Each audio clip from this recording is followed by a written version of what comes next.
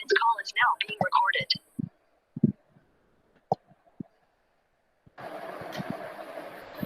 Assalamualaikum warahmatullahi wabarakatuh. Alhamdulillahirrabbilalamin. Wassalatu wassalamu ala ashrafil anbiya'i wal mursalin wa ala alihi wa sahbihi ajma'in. Wala rabbi shrah li sadri wa yassir li amri wa hlul 'uqdatam min lisani yafqahu qawli, amma ba'du. Apa khabar semua rakan-rakan guru? Diharap hari ini semua dalam keadaan sihat walafiat.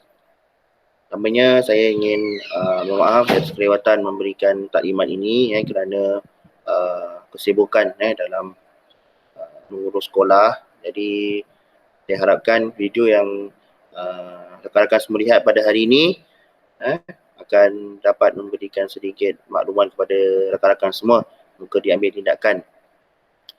Baik, rakan-rakan sekalian, taklimat kita ini akan menggunakan dengan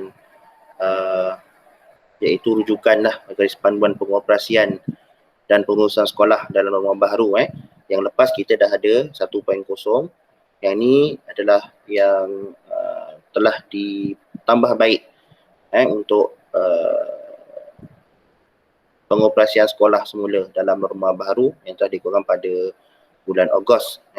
Jadi nanti rakan-rakan boleh baca garis panduan ini dan saya akan sertakan jugalah failnya dalam Telegram, insya-Allah. Baik. Okay. Di sini kita ada makluman dan tindakan bersama. Saya ambil petikan daripada ucapan pengarah JPN pada hari Rabu lalu, di mana semua pengetua telah diberikan taklimat oleh pengarah. Pertama sekali, di mana kita semua perlu pastikan SOP dipatuhi sepenuhnya untuk kali ini. Yang mana kita kena pastikan saringan suhu dibuat di pintu masuk dan catatan suhu boleh dibuat di kelas. Okey, maknanya saringan suhu tu mesti dibuat pada waktu murid-murid, guru-guru dan kakitangan sekolah masuk ke kawasan sekolah.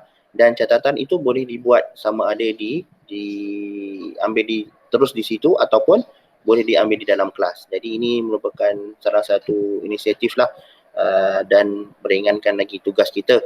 Dan tidak perlu mencatat di tempat kejadian lah. Okey.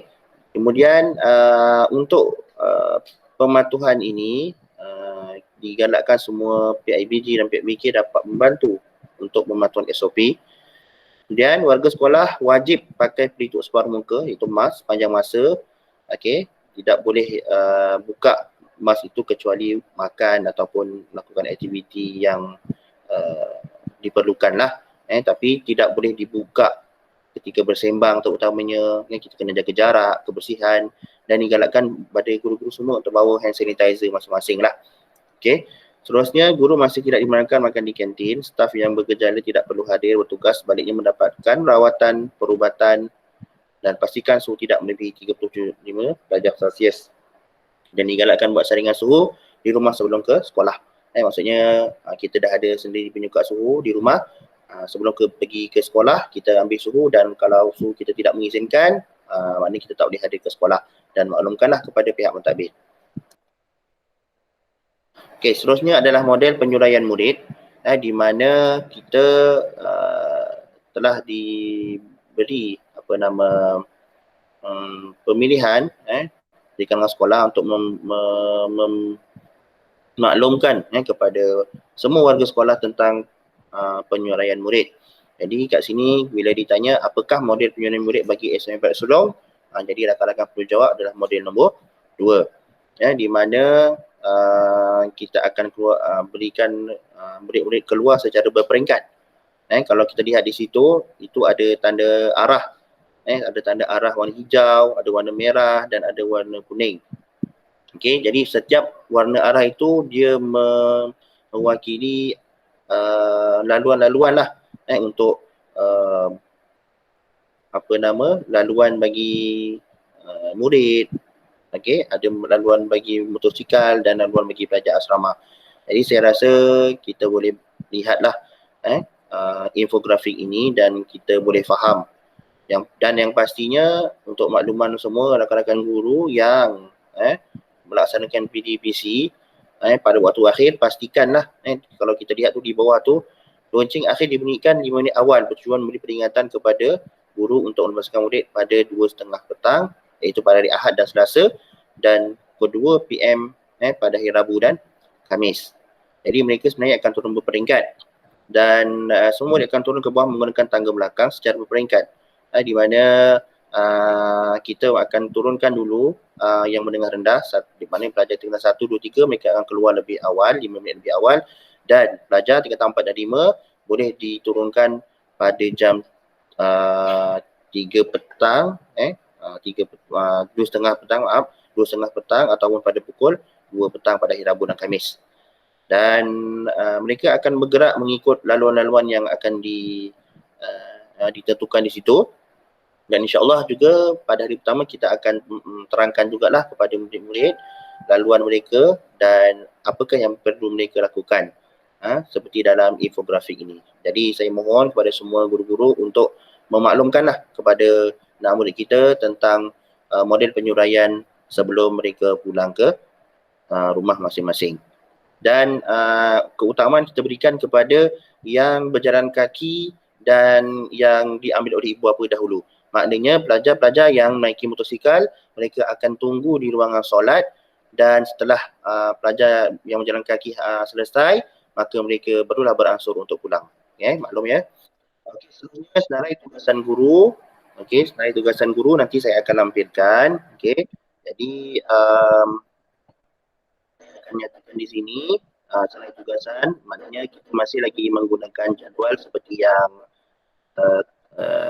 sebelum ini di waktu PKPB. Ingat semua kita masih dalam PKPB, jadi kawalan perlu kita buat dengan lebih rapi lah untuk kali ini. Dan apa sekarang KPM memastikan SOP yang dilaksanakan di sekolah akan memberikan keyakinan pada ibu bapa untuk menghantar anak mereka ke sekolah. Jadi apabila kita telah diberikan kemudahan ataupun telah diberikan peluang untuk kita melaksanakan PDPC bersama dengan murid-murid, maka kita perlu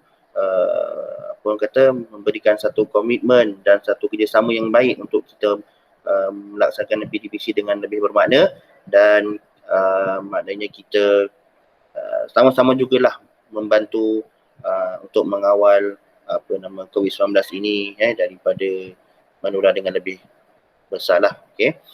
Baik, kalau kita lihat pada jadual ini, kita pun tahu nanti saya akan hiraukan juga. Cuma saya nak highlight pada perincian tugasan lah. Okey. Untuk perincian tugasan ini, nanti rakan-rakan pun boleh baca. Saya cuma nak highlightkan maksudnya siapa-siapa yang bertugas pada setiap hari. Kita dah ada jadual tugas, mana guru yang ditetapkan di tempat masing-masing itu, dia ada deskripsi tugas yang perlu mereka lakukan. Contohnya di pintu pagar utama A, mengambil dan merekod suhu guru agar guru dan AKP yang masuk ke sekolah. Tapi tadi telah dimaklumkan di mana suhu boleh dicatat di kelas. Maknanya cuma guru-guru yang pada waktu pagi ni dia kena memastikan pergerakan murid ataupun pelajar kita masuk mesti dah disaring suhu dan diberikan sanitizer lah sebelum mereka masuk ke sekolah. Dan pastikan pada waktu pulang mereka guru-guru juga yang ada di pintu pagar utama ni berada di tempat masing-masing untuk kita sama-sama buat kawalan untuk pelajar-pelajar kita. Okey, seterusnya untuk juga sama, kena pastikan laluan ni ditetapkan sekian pelajar bacaan suhu. Okey, maksudnya nanti di atas guru yang masa pertama dia akan ambil suhu pelajar lah sebelum melaksanakan PDPC, dan seterusnya mengawal juga pergerakan murid ataupun pelajar pada waktu mereka balik, dan pastikan mereka sentiasa mematuhi jarak dan pakai pelitup separuh muka. Baik, seterusnya untuk di kelas kita lihat di sini mengawal dan mengawasi pergerakan murid pada waktu pagi dan waktu murid pulang. Maknanya guru-guru ni perlu berada di kelas. Pada waktu pagi dia berada di kelas, dia kena awasi murid-murid dan pastikan mereka patuhi jarak, dan pastikan juga murid bergerak mengikut jadual yang ditetapkan seperti mana penyuraian yang telah kita laksanakan tadi. Maksudnya pada waktu pagi kena ada, kena waktu balik pun kena ada.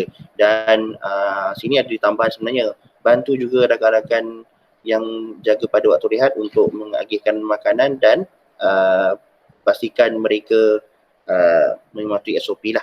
Okey, saya tertinggal di sini. Seterusnya kawalan murid. Okey, untuk kawalan murid juga lihatlah di kesempatan tugas ni, tapi saya lebih tekankan kepada berada di surau lah. Saya harapkan untuk pelajar perempuan mereka berada di surau, jadi mana-mana guru yang ditanggungjawabkan di sini hendaklah berada di surau sentiasa untuk memantau pergerakan murid-murid kita. Seterusnya yang ada bagi guru lelaki yang akan bersolat di Dewan Terbuka juga perlu berada di situ. Jadi kita sama-sama lah dapat laksanakan solat berjemaah bersama dengan anak-anak murid kita supaya kita dapat mengawal mereka dengan lebih baik. Seterusnya untuk guru yang berada di parking motor, pastikan juga semua telah diambil, kemudian mematuhi jarak dan perlu berada di kawasan parking motor tersebut untuk membantulah pergerakan murid kita.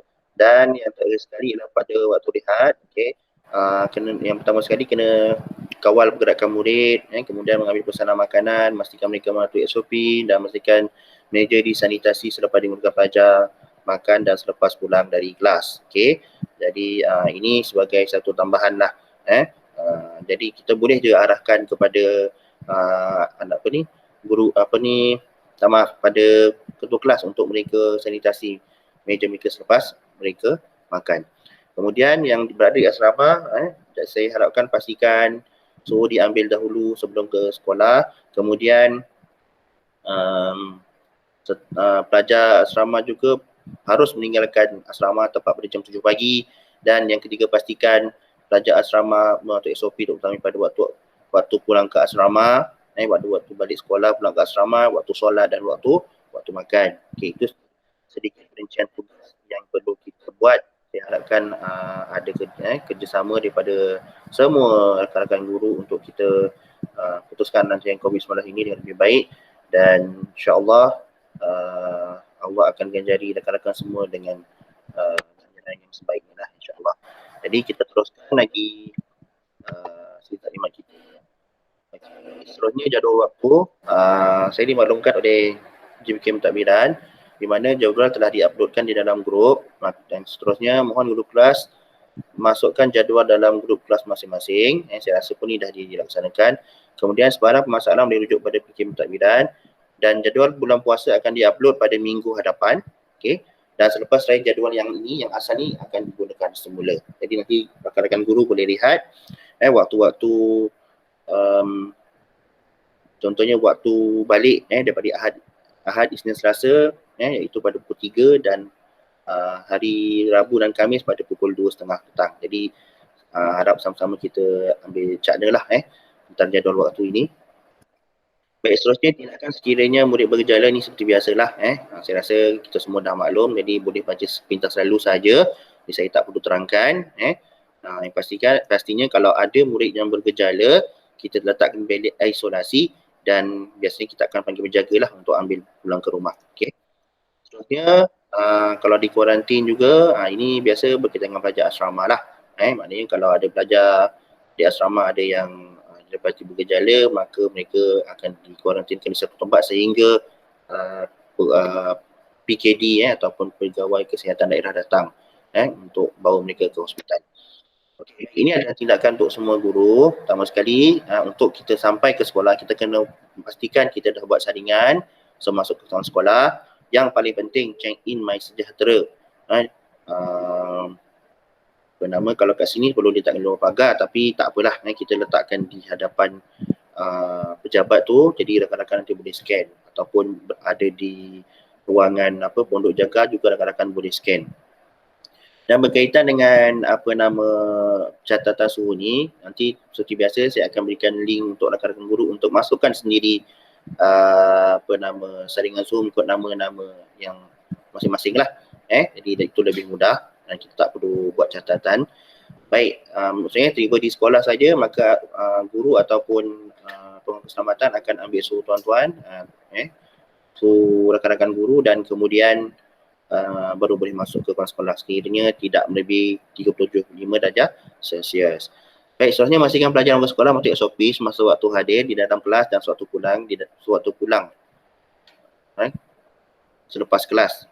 Maknanya lepas waktu habis kelas pada jam 2.30 ataupun 2 petang, murid-murid kita ni perlu solat dahulu dan kemudian baru mereka akan pulang seperti mana yang ada dalam model penyampaian tersebutlah. Baik, seterusnya pemantauan yang kerap utamanya pelajar asrama oleh semua guru kerana kita semua adalah warden. Kita kena ambil tanggungjawab kita bahawa kita semua adalah warden, kita ambil itu sebagai satu tugas lah. Sebenarnya kalau namanya guru tu semua apa yang ada dalam sekolah tu adalah kita. Jadi kita kena ambil kerjasama untuk bantu pihak perusahaan sekolah untuk kita buat pemantauan pada anak-anak murid kita mematuhi SOP. Soalnya memastikan pemantauan dibuat sekurang-kurangnya sekali sebulan bagi setiap guru yang memantau asrama. Jadual pun saya telah pernah bekalkan pada tahun lepas, jadi nanti saya akan upload semula jadual tersebut. Jadi mana-mana rakan guru yang memantau terutamanya pada waktu prep, pastikan buat catatan pada waktu rakan-rakan guru membuat pemantauan. Ya, saya nak ambil perhatian pertama sekali untuk asrama lah. Dan kita ada pelajar asrama, jadi kita perlu tekankan kepada pelajar asrama ni supaya mereka mematuhi SOP dengan baik. Maksudnya kalau mereka selagi mana mereka boleh jaga jarak, mereka pakai pelitup muka sentiasa, maknanya insya-Allah maknanya mereka tidak akan terdedah kepada COVID. Okey. Baik, dan seterusnya solat jemaah dilaksanakan sebelum murid pulang. Mohon kebersamaan semua guru untuk solat berjemaah bersama dengan murid. Seandainya guru ada yang telah solat jemaah, tidak salah bagi guru untuk turun serta bersama-sama kita membantu rakan-rakan guru yang lain untuk kita buat kawalan pada murid-murid. Ini saya mohon sangat pada rakan-rakan semua. Dan yang ketiga, pembudayaan dini, yang mana kita sekolah ni sekolah menengah agama. Jadi kita bukan berlaku semasa kurikulum dan PDPC sahaja. Kita ada guru-guru yang mengajar dini, dia sebenarnya bukan kita terapkan pada waktu PDPC sahaja, tetapi di luar PDPC pun kita kena terapkan. Contohnya tentang disiplin masa, kemudian tentang baca-bacaan dalam solat, kemudian apa lagi, pengamalan surah-surah yang telah dibelajar, maknanya dihafal. Kita kena bagi bimbingan dan dorongan lah kepada anak-anak murid kita.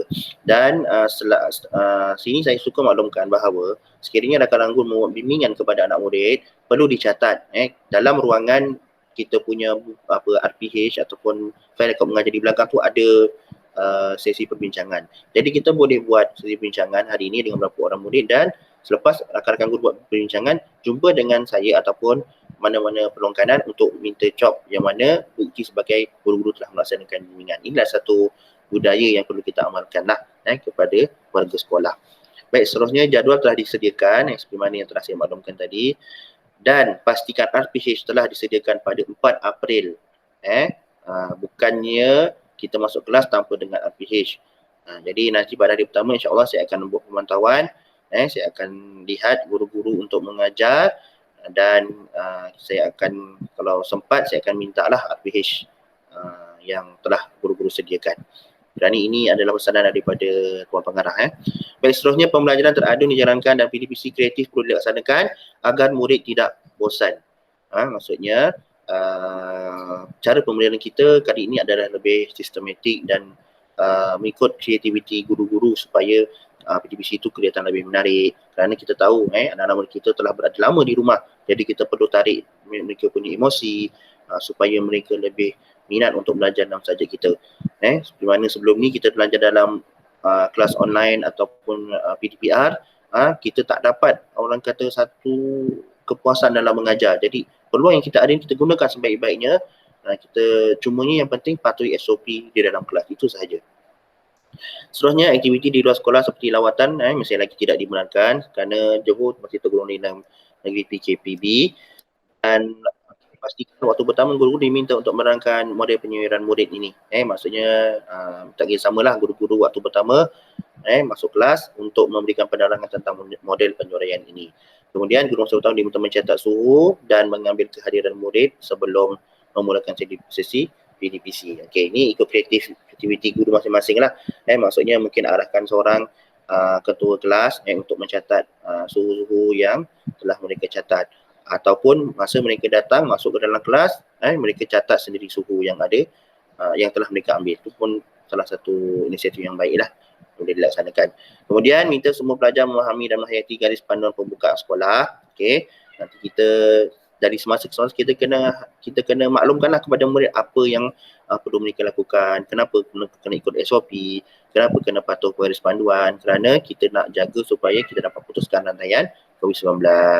Okey, seterusnya kehadiran murid perlu dihantar segera sebelum pukul 8 pagi. Jadi ini mengelakkan daripada nama sekolah kita naiklah.